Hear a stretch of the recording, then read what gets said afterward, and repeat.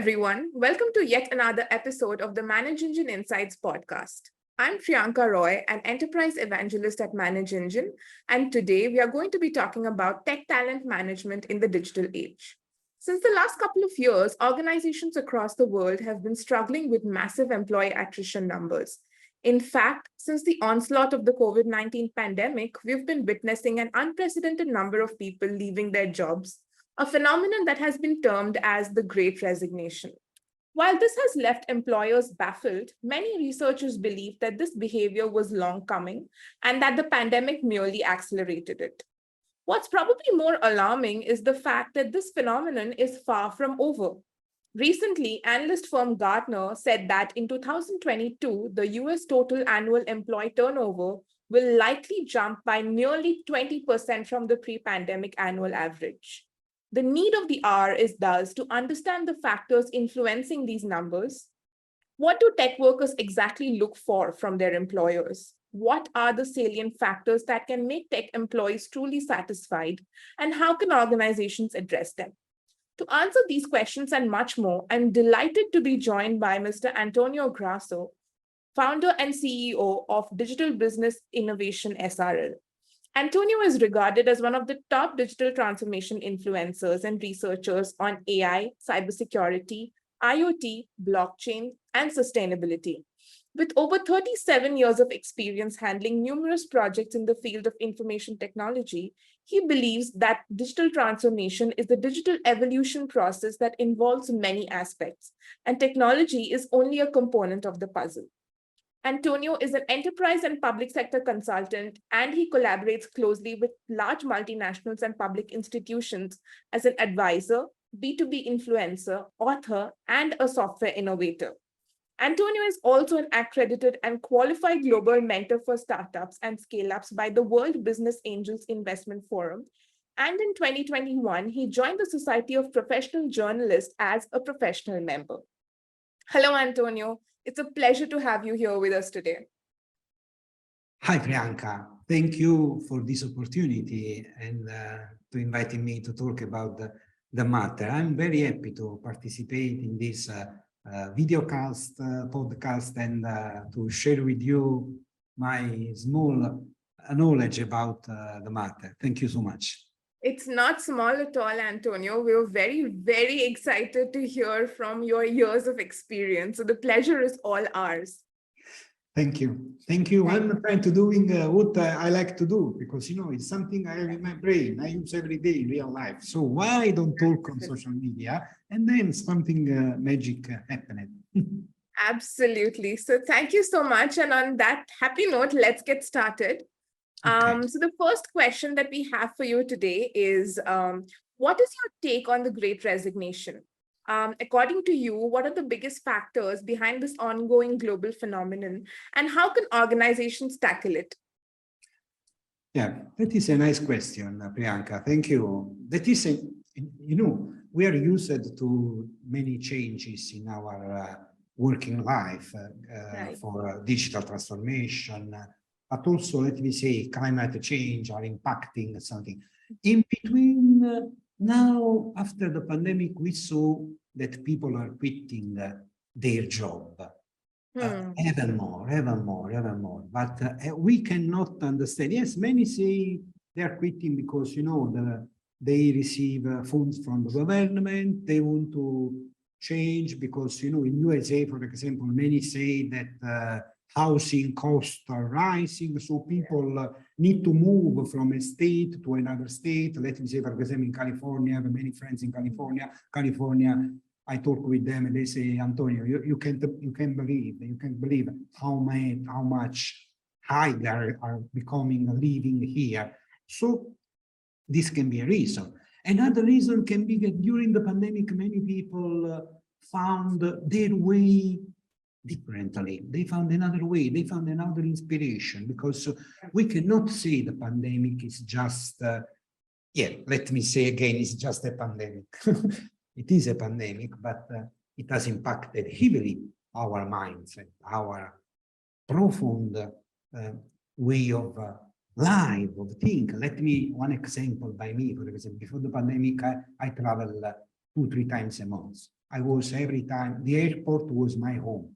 I eat in the airport, I stay in the airport, you know, from Italy to the world. And then suddenly everything quitted. No travels at home. In Italy, we suffered from the pandemic, etc.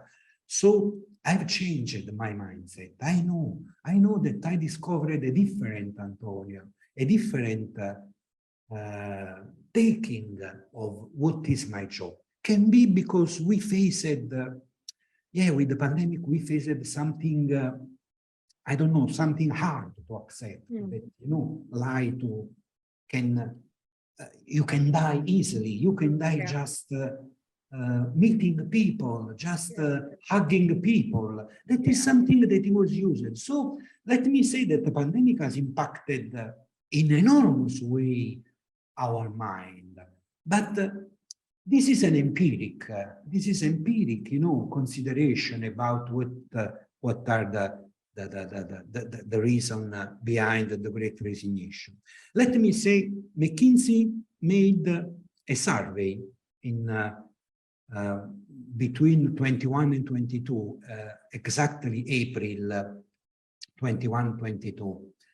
The survey was on 14,000 employees in all over the world, particularly Australia, Canada, India, Singapore, United Kingdom, and United States. So we miss a bit of Europe, because in Europe, I think in Europe we have a different kind of wealth protection.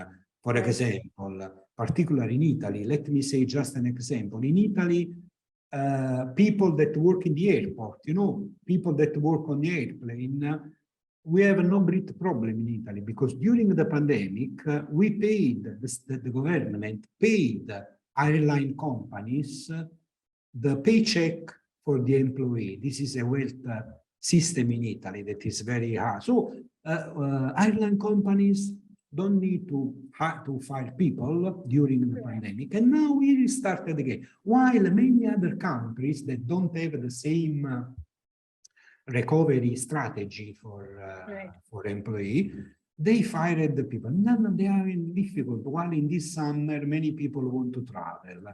So, but this is still empiric. Let me say that based on the McKinsey survey, the most important reason given by employees surveyed for quitting previous job is the first one is lack of career development advancement.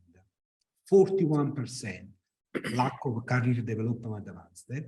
The second one was inadequate compensation. So I want to point out that the money is not the first reason, it's the second reason. And then we have uncaring, uninspiring leaders. That is amazing reading this, because, you know, 34%, more than 1/3, quitting their job because uninspiring leaders. This is unbelievable to understand why companies don't care about inspiration, motivation at work. And then the fourth reason is lack of meaningful work. Wow. While reading this, you know, I read an article. I got the opportunity in the last month to write an article about talent retention and attraction in the digital age. And I was pointing out that the meaning is so important. This statistic confirms what I think. And then another reason is unsustainable work expectation. That is a bit hard to understand, unsustainable work expectation.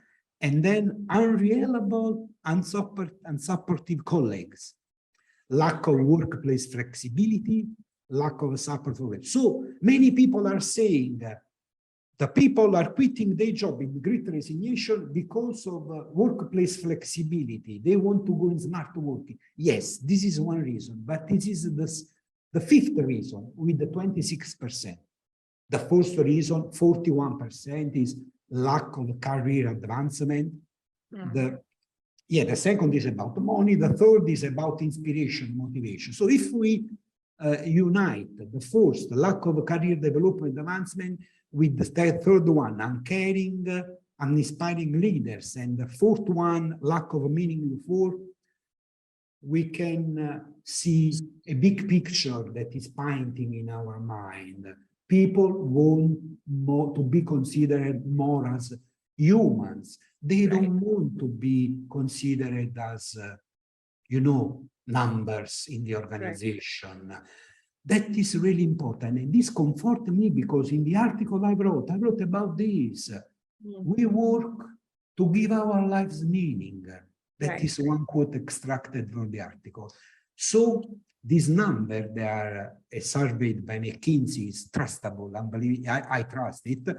It's a specific question. It's a specific answer. I want to count more. I'm a human being. I have other expectation of more than money. So in my opinion, and this can link us to the continuation of our conversation, we need to start considering people as human beings and not only as people in the organization, in line on its staff. Right. Sorry if I'm a bit too long answering, Priyanka, but this is... No, that's fine.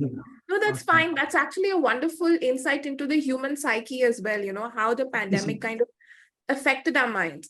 And do you somewhere think that, this impact that it had on people's minds also made people more, more okay with taking risks? Because earlier people didn't want to leave their jobs just like that because, there's a certain security that their jobs provided them. But these massive numbers that we have been witnessing since the last couple of years, do you think the pandemic and everything that happened and, people being faced with their own mortality, the fact that you mentioned that, they realize that they can die at any minute, a simple handshake or a hug from a loved one could, result in, I don't know, a catastrophe. So do you think somehow people also became more okay with the idea of taking risks, that it's okay if I leave my job and it's okay if I do not have salary to sustain me for the next couple of months, but I still want to take the risk, take that leap and look for something that gives my life meaning? It is exactly what I think, Priyanka. I think that the fear, let me say, I want to talk brutally, but it's reality. The fear to die during the pandemic show up how weak we are. You can die easily going in a metro. Going in a metro, you can after 50 days in the hospital, you can die. So this gives us personally, yes, I am a human being. I fear too much to come back in the airplane. I need to be honest with you because many people are asking, Antonio, do you want to speak that word? No, please, can we do online? Because, it's a video. So, but particularly, it's like the pandemic turned us like a sock. A sock, when you turn a sock, different. And this turning like a sock has let emerge the real need. We are inside. We are no more people that we are linked only to a paycheck. We have expectation in our life, and we discover fear, internal fear. It's like the pandemic made us a lot of auto thinking, self-thinking about who we are, why we are here, and what we want to do. It is like to say, this is something that is happening, but can happen in the future. Absolutely. Again, we cannot say no, it will not happen.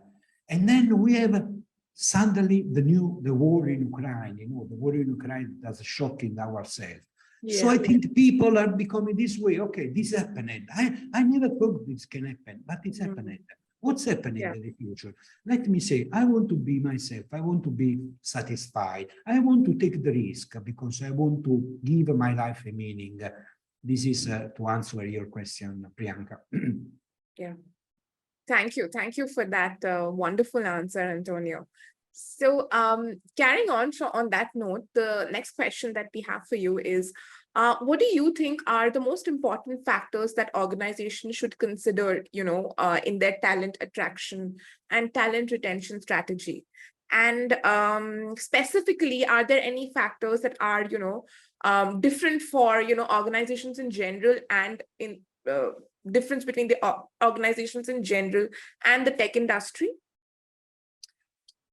Yes, let me start by pointing out the reason of the why talent attraction is changed in during the pandemic. In the article I wrote, in an article I wrote, I made an analogy, you know, with some good friends and partner I'm collaborating with. We made an analogy between talent attraction and restaurants, you know, and eating particularly.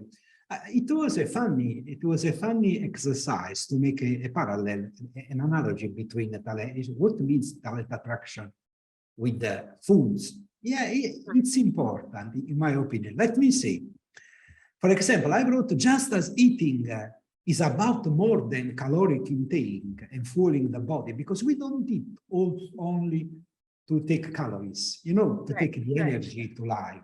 Right. We eat also for an experience, you know, Absolutely. for a food experience. So in this, just as eating is about more than caloric intake and fueling the body, work is about more than a paycheck, in my opinion. We work to give our life meanings, to contribute to society, and to take pride in our accomplishment and effort. It is important to understand that we are human beings. We are the people that we made everything from the ancient prehistoric to now. We made it. We made it given by our ambitions. So we need to consider the ambition of the people. And then the second point in this article I wrote is the more appealing our work is and the better it aligns with our value and the vision that we have of our life, the more likely we will be to excel in our role and view it as our vocation for the future. We are here because we want to participate as a piece of the puzzle, of the society puzzle. And particularly, in my opinion, you know, I wanted, we can say that talent attraction in the digital age is still tied to our origins as humans. Is not changing. We are advancing technology, we are progressing our society, we are going to space, we are going to the moon, we are thinking to go to Mars, and then, but we never forget who made everything, people, not the companies. Companies are made of people. Companies without people are nothing. Let me bring me an example of a company without people that is successful. You can name. So, purpose, positive experience, social inclusion, commitment, they are very important. Purpose. Work is not just a way to earn money, but is a crucial element of human dignity.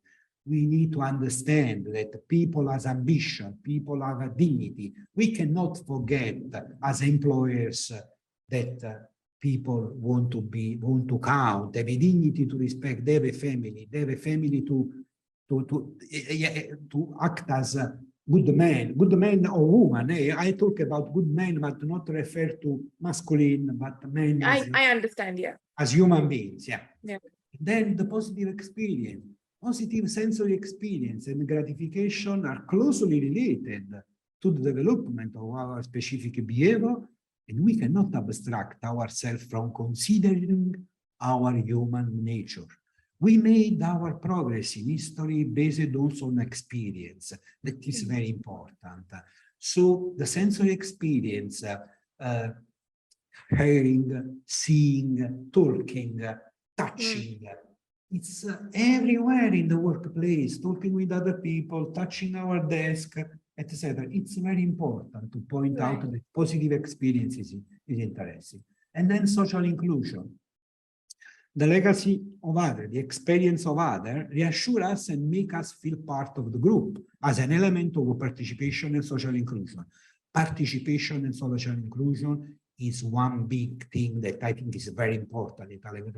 We need to consider that people want to be active element of the society, not passive, but active, because I am one piece of the puzzle. I'm here, but I have some need. Commitment is the first one.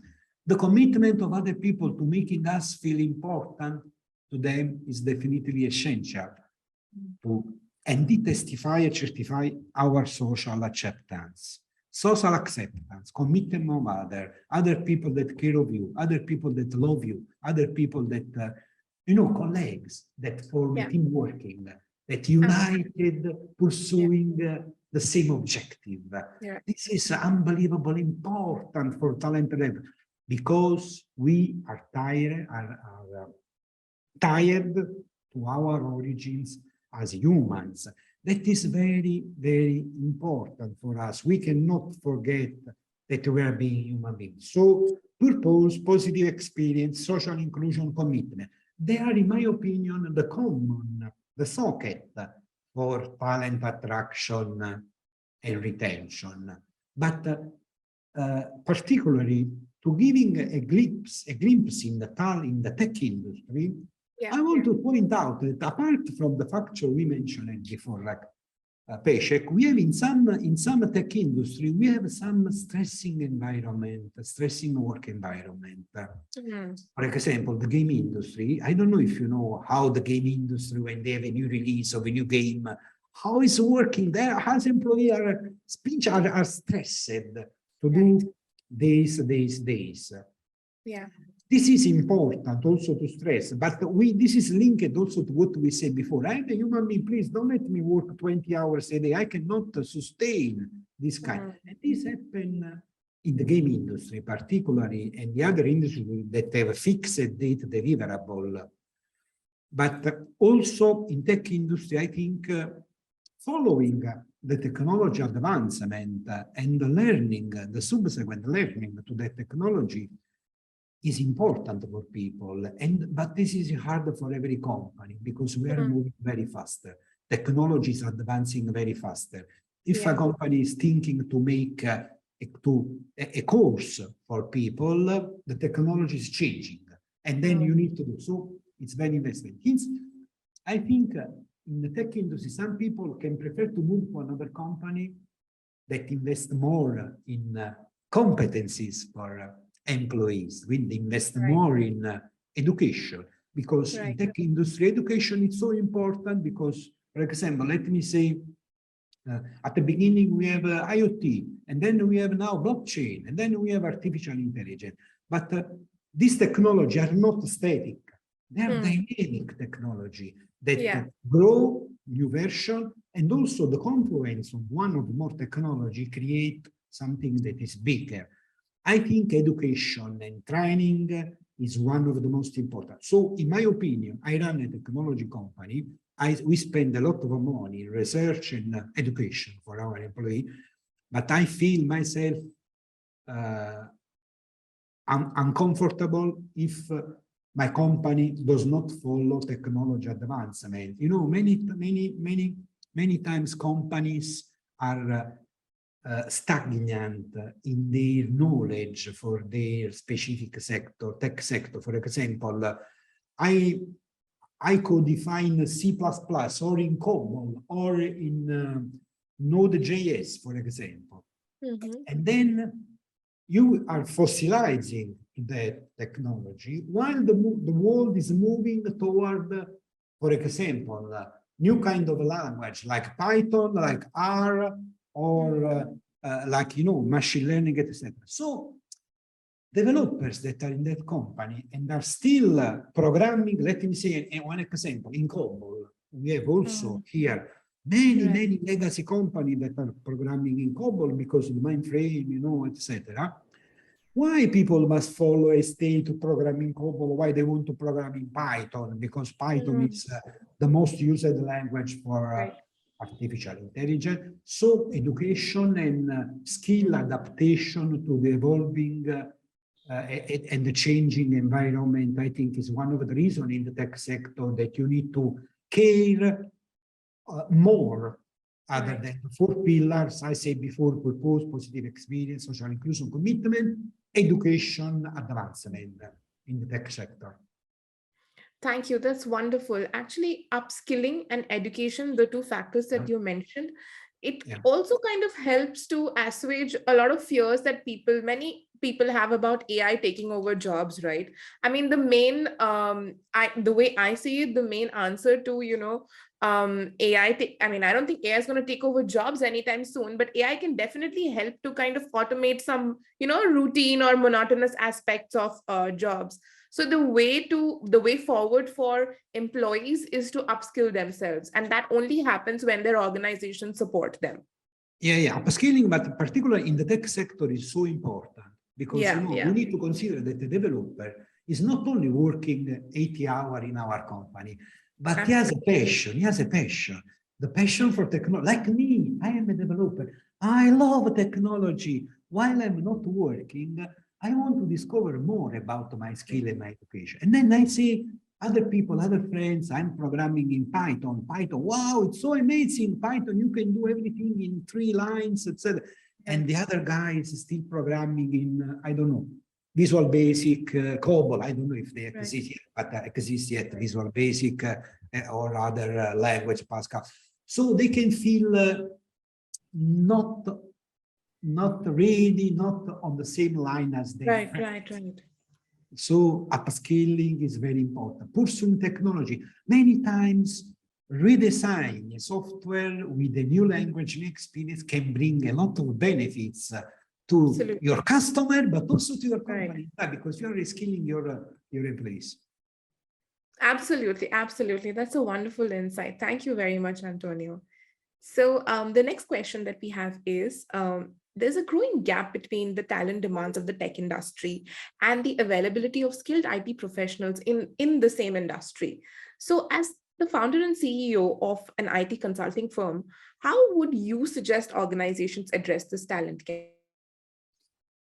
That is an amazing question. It's really interesting because in tech industry, we have a common business model, that is, I have developers, I have software engineers, I have software architects, I have developers inside, and then suddenly I don't have any resource to answer to my peak, productivity peak, production peak. So basically this can be tied to the business model. I want to talk to you about the example of my company. We are a software company. We work on many projects for government or private sector. And in my company, my business model is organized with an hard socket made of skilled professional in software engineering, in design, software architecture. I'm one of them. I'm one of the software architects that participate in every project. I want to put my finger in every project in my company, not because I want to check, because I like it. I can contribute to the project of my customer with my expertise. But particularly, we discover a good, let me say, way to solve the demand peak. That is the offshore resources. We have many now, we live in global economy, global world. Offshore resources, it's a nice reference in case of demand peak, or just if you want to change your business model. We adopted the agile process many years ago. With agile process, we designed the software on the paper, not coding. And in detail, we identify relation, we make them up entity, and we analyze entity relationship, and then we let external people to code the software in case of demand peak. This is important because you can do also to shift the capitals from rich countries to low-income countries. That is good education, good university. Let me say, a lot of countries around the world are watching this trajectory, forming people to sell service to globally, because now you can do. So to respond to your question, what is in the tech industry? I think many times you need to change your business model to adapt to the changing environment. You cannot stay the way. You cannot lose days, weeks, months, try to find resources, because you need a developer, because you don't separate software design, that is the most important phase, in my opinion, software design from software coding. They are two different aspects of software factory. So, in my opinion, think about your business model. Can your business model change it? Can you change the way you engineer software? Thinking, writing detailed requirements and specification for the software. Send to a group of coders that only code. They don't meet the customer. People in offshore resources, they don't meet the customer. They don't analyze customer requirements. They just read, design, and code. I think changing the business model is a very important way to adapt to a changing environment, like we are experiencing now with the digital transformation and the more needs for software. Okay. So, but don't you think, I mean, do you think organizations are agile enough to be able to change their business model? Don't you think it might be asking for a lot from some organizations, especially, the ones which have been there around for a long time and, they're kind of set in their ways? I think, yes, they must change their business model. It is so important. You need to adapt to a changing environment. You cannot stay the same. You can, like we say, the Kodak example, the Kodak, the filmmaker that make the film is there because digital camera. So you cannot say it is a continuous evolution. And IT company also depend on the purpose of the company. Can be many companies are only giving support, or adapting the ERP, etc. But you cannot change. For example, some big companies, global companies around the world that make software, they are research and development, and then they are absolutely adapting to the changing environment. Databases, for example, changing from database, let me see, just one small example. Database that stay on the disk, database that stay in memory. Why you want to bring a database in memory? Yeah, for real-time data analytics.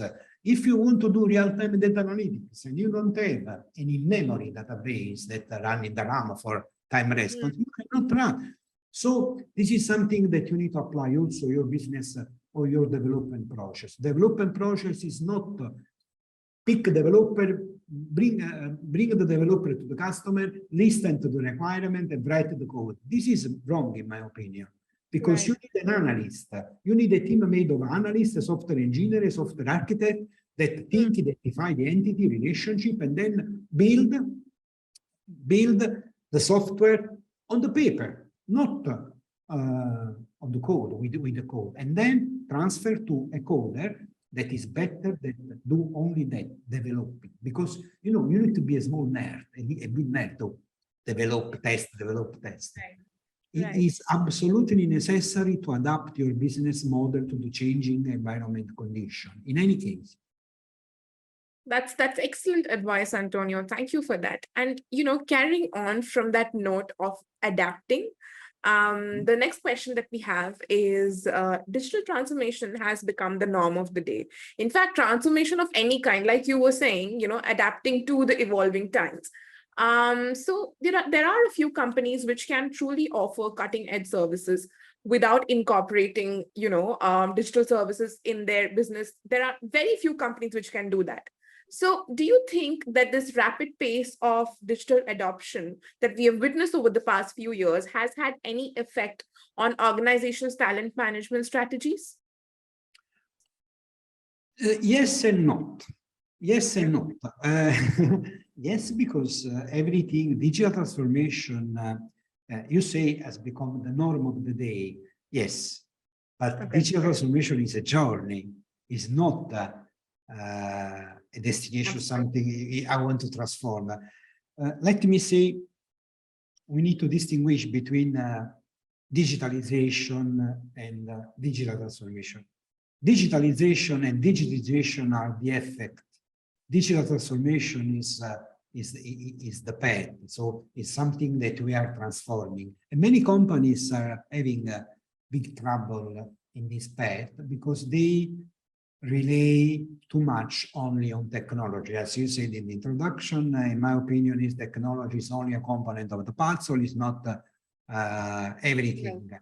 In the same manner, when you distinguish between digitalization, and you need to adapt your services digitalized your company, it is not sufficient because you need also to adapt your business model to the changing. For example, in many industry, media industry, disintermediation is affecting heavily. In other industry, the same disintermediation and decentralization is affecting finance industry, for example. And then in the finance sector, we have the fintech, these startups that are unbelievable. So in this case, this startup pretend to substitute incumbents' role in the financial sector. It's like a small war, but you don't need to fight. You can go hand in hand and create more value. In holistic vision, 1 + 1 is more than 2, and this is the same. As you say, the rapid pace of digital adoption had any effect on organization talent management strategy? Yes, and not, as I said before. Yes, because the role of automation is important, is essential. You are introducing automation in your company. Automation can mean, if you are a producer, it can mean robotic, etc. But if you are in a company that gives services, automation can be RPA, robotic process automation. So you need to change the talent strategy because you need a different kind of talents. But as first, you must think about how to reskill, how to upskill your resources. This is very important. Linking to what we said before. In this case, upskilling is more important, in my opinion, because upskilling your workers, adapting their role to the new automation tools you inserted, you adopted in your company, is absolutely essential. And don't forget that, as Lavoisier say, nothing is created, nothing is destroyed, but everything is transformed. Think about it. You are not creating, you are transforming everything from analog to digital. Yes, so people must be not transformed, but upskilled.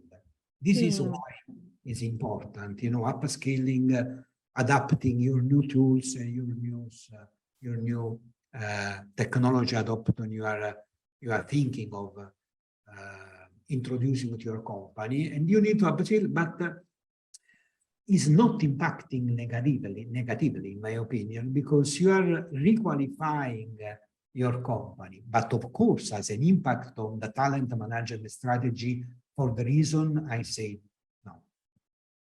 Right.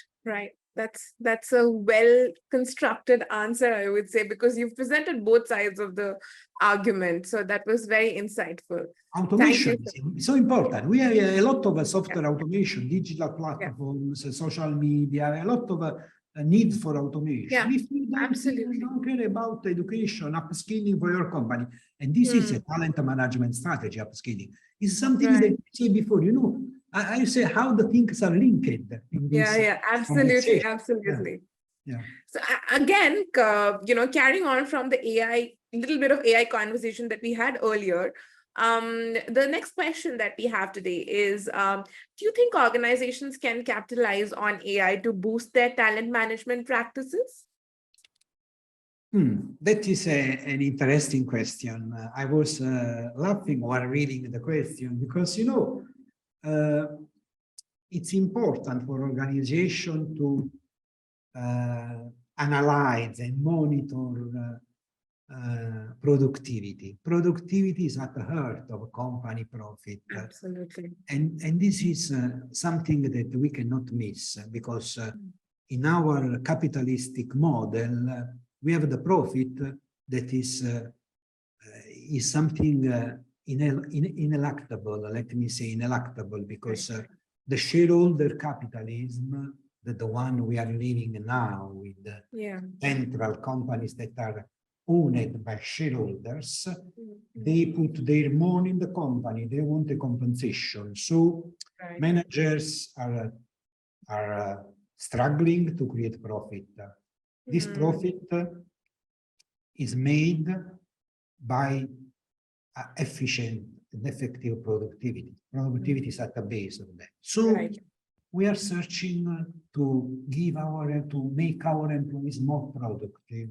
Sometimes we can introduce technology, automation, as we said before, or sometimes we can monitoring advanced data analytics to monitor facts that happen in the company. You know, now we have a lot of computer vision, but you have also how many jobs you do with the computer. You can monitor that, and you can identify trends in their workplace. AI, particularly advanced analytics of machine learning, advanced analytics, are really important. You know, they are predictive, prescriptive. They can say, if your employee finish the document 1 minute before, you can rise 5% of your productivity.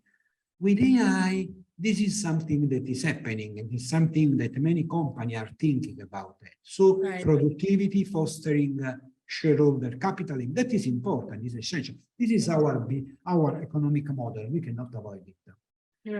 But this is important. So we have the tool, AI, artificial intelligence, through machine learning, advanced analytics, not only descriptive. Descriptive is important to understand what is happening in your company, but they are also important predictive analytics, also prescriptive analytics. So if you gather and monitor all the events in your company, all the activity that your workers are doing, you can analyze in a prescription that giving you a different way of doing the work, you can do better, you can rise productivity.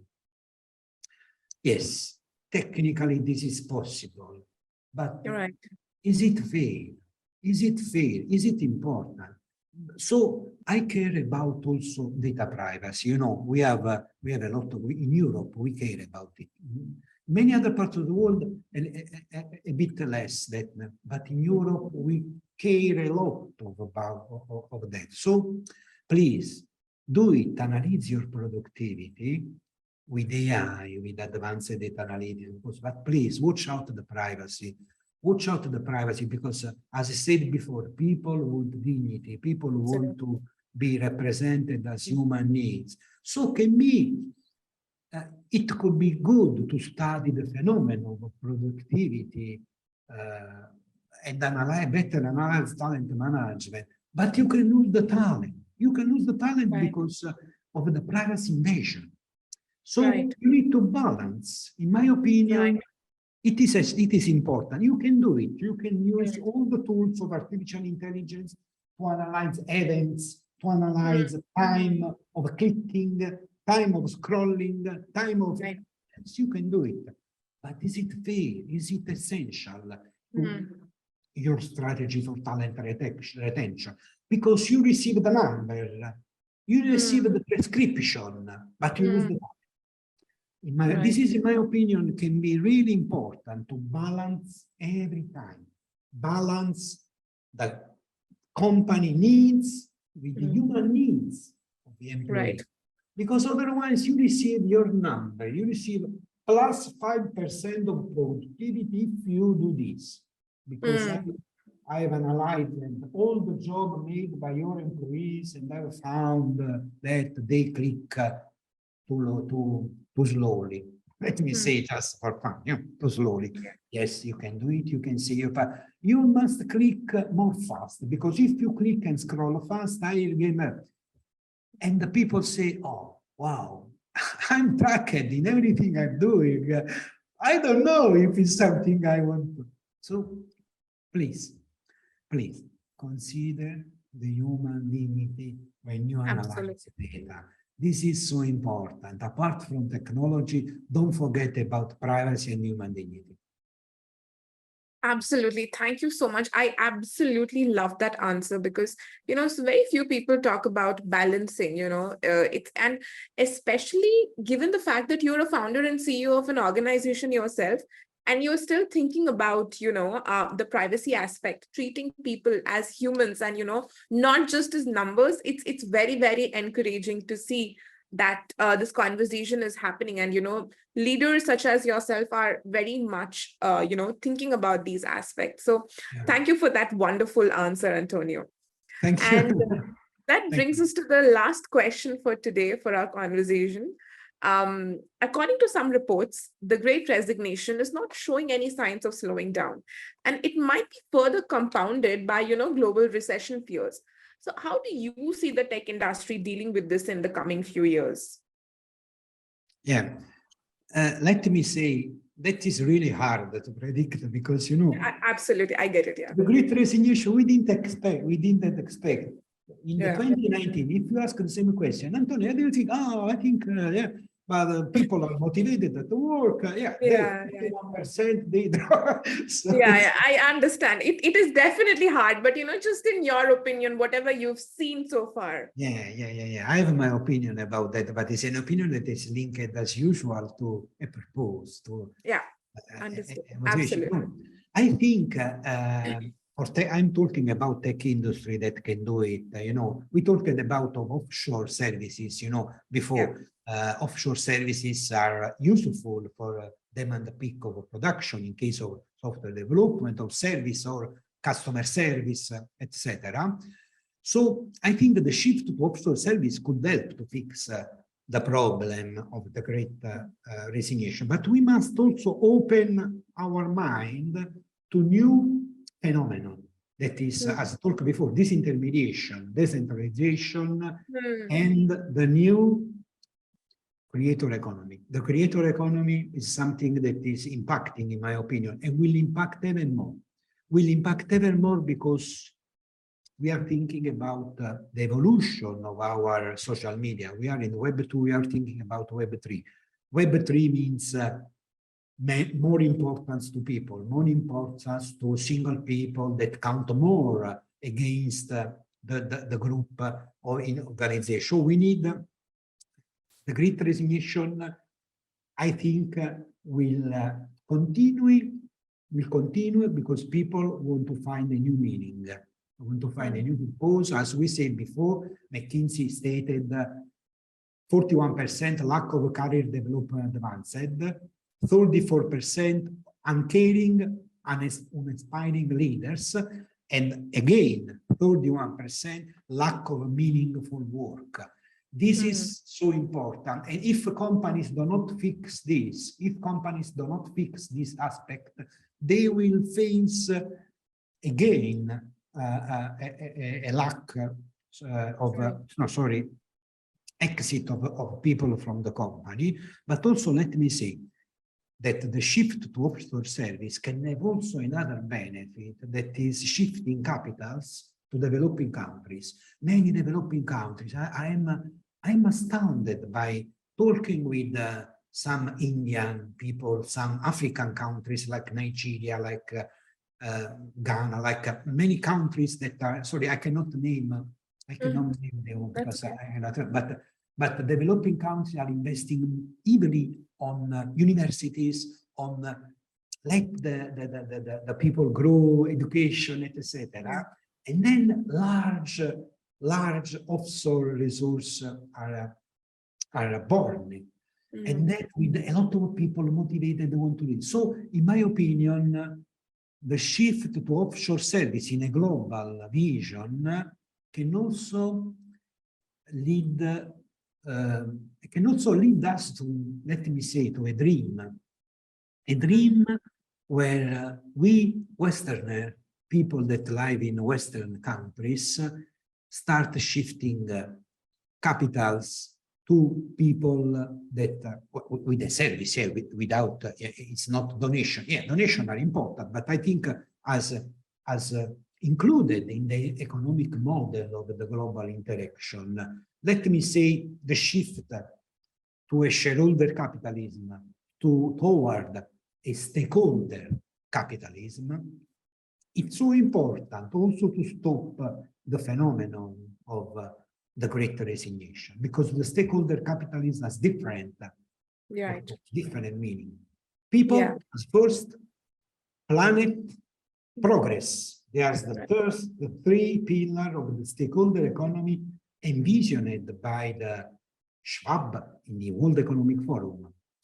Yes, something can think they are the companies that are creating the problem. Now, how they can solve the same problem? Right. Yeah, but don't lose trust. Don't lose trust because economic models can be important. So, in my opinion, to stop the Great Resignation, company must watch closely the disintermediation of the people inside the employee. This is important. The people inside, human inside. You know, if you see a computer, no, you can see the Intel inside the process. You know, Intel Right. inside, yeah. Right.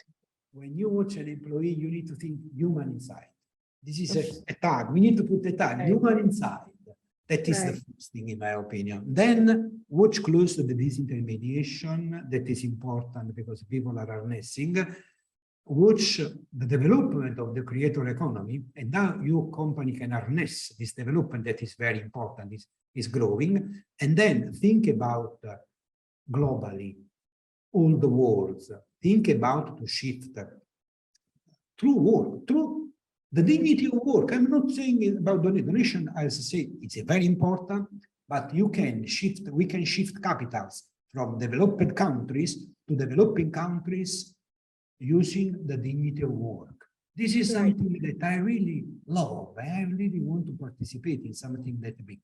And I hope I'm starting using with my company, you know, offshore services, companies that are related, that are based in India, Vietnam, but also Ukraine and also all over the world. Right. Also Russian companies, because they are good engineers, in my opinion. And this is important to shift toward and analyze what happened behind. Companies cannot strategize on that. This is very important. Stakeholder capitalism, if it's a dream that become true, they will be devastating for many companies. So watch out now. Take care now of the possible evolution of toward the shift to create an equitable world where many people can live. But please, don't send only money.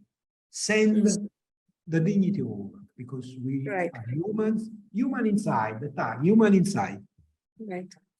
Thank you so much. It's a very unique take on, how the companies can deal with this. And you had some excellent suggestions in there that I'm sure that, our audience will be delighted to hear. Thank you. So Thank that you. brings us to the end of our podcast today, Antonio. Once again, thank you very much for this enlightening discussion. It was an amazing experience hearing you explain, the various ways in which organizations can improve their talent management processes. And I think the end result is always to keep our employees in mind. So, so that organizations can ensure an enriching journey for them. Yeah, human inside. Human. Absolutely. Don't That's going to forget be my human new inside. tagline. That's a wonderful phrase that you've used. Yeah, it's a tag that we can build as the things that you can put. I forgot the name. Things, The badges, yeah. badge that you can pin on your, you Absolutely. pin. Absolutely. I love New York. I love the. Yes, you pin one inside. Don't forget Absolutely. inside. Thank Wonderful. you, Thank you Brianna. very Thank you, much. Brianna, for the opportunity. I was very glad you invited me to express my opinion about an important topic like talent attraction in the digital age and in the tech sector. Thank you so much. Thank you once again, Antonio. And thank you everyone for tuning into this conversation.